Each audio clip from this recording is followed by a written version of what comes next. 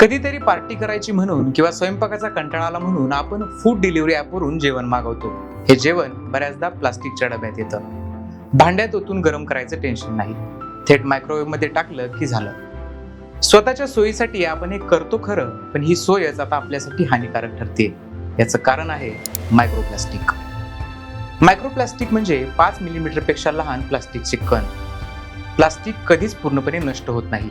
त्याचे असे बारीक बारीक तुकडे होत राहतात आणि ते आपल्या आजूबाजूला पसरतात. ते आपल्याला दिसतही नाहीत. आपल्या भोवती हे कण डोंगरदऱ्यांमध्ये, जंगलांमध्ये, अगदी मातीत, नदी, समुद्रात सगळीकडे आहेत.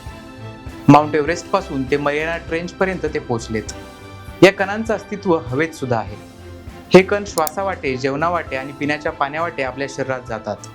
आपल्या शरीरातल्या प्रत्येक भागात या कणांचा मुक्काम आहे.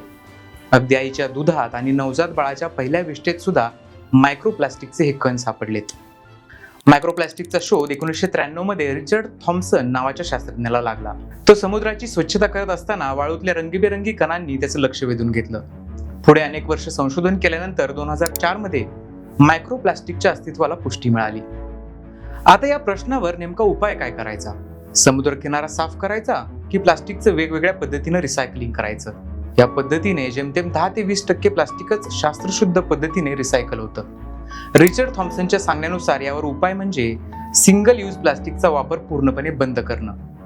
आपलं आजचं जीवन पाहता हे जमेल असं तुम्हाला वाटतंय का? बघा विचार करून. असेच माहितीपर व्हिडिओ पाहण्यासाठी युनिक फीचर्स पोर्टलच्या सोशल मीडिया हँडल्सला फॉलो करा.